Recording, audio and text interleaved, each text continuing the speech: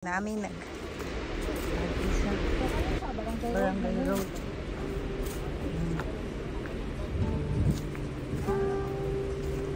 This is the lot. This is 3.5 hectares and it's titled and very nice kay ang area na siya tubod no, na siya kaugalingon na tubig. So here this is in Barangay Amoros. Here in El Salvador. Near lang yun siya sa Divine Mercy. If familiar mo sa Divine Mercy, next na siya. Lipuanan mo na ang Divine Mercy. Dagan bagay siya lubi. And ideal siya for subdivision for you guys out there. For those who are looking for a lot to be developed nga himuon ng subdivision. This lot is ideal and this lot is for you. Okay, naa siya Barangay Road foot pasulod and di siya layo from the highway and very accessible lang siya. And ang kuan sa lot, sa contour sa lot na siya pa pababaw patapang ubos pero hindot siya kahit na siya mga mangga. 150 sir? Yeah, nagbunga ni sir. Tumauna ni siya ang lot and manggahan na ni siya diri dapita. Okay, kani kuyog na ko ang tagiyagid mismo. Tuloy na hap. Dagan din siya tanong sir no. Nara mga mangka.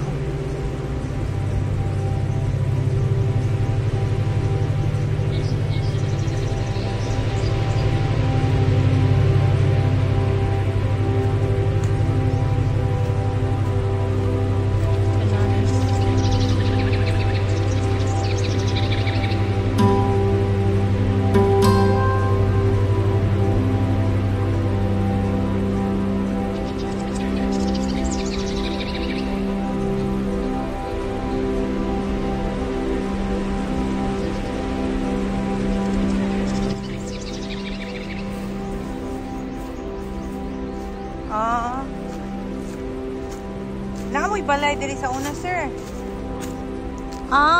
Diri mo nagstay sa una?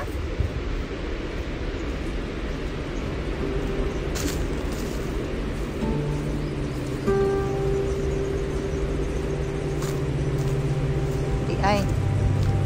Okay. So, asa man ang kuan sa tubod? Diri?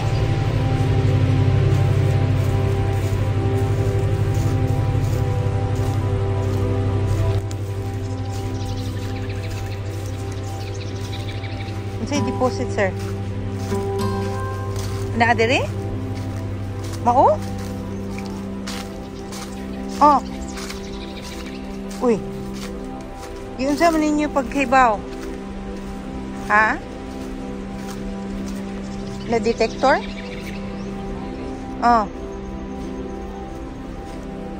Mao? So nakasulod sa yuta? Ni pangitaon pa og adapita. Ni wala ninyo sugdi.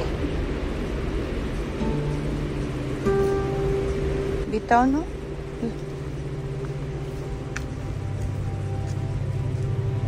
Sir, nalagi baka sir. Ilang gibutang diri sir? So decided na gyud mo nga inyong ipabaligya.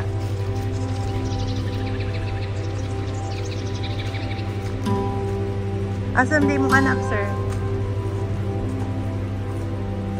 Siya ang narapod mo doon sa Cagayan.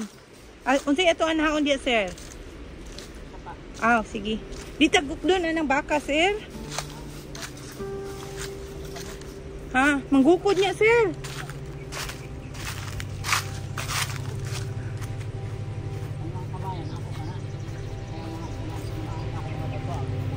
Kani? Dako di ay. 3.5.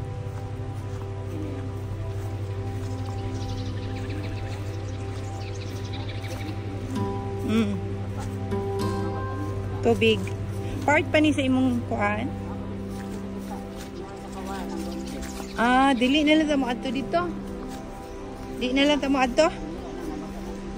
Diri na lang. Diri na lang. Taman. Oh. Oh. Ay. Ano mo? Wala mi dire. Kami sa bilag ikalot nila, nakalot sila dito, dagan nila na ako. Saba dia sir, oy. Mao. Kani? Ya aha di wa di mo kabantay. Kami sa bilag kapten na. Oh. Oh, nasi water. Nalata mo sa ka, sir. Ah, mo na si boundary sa lot. Uy, ikaw, gidi sir, no?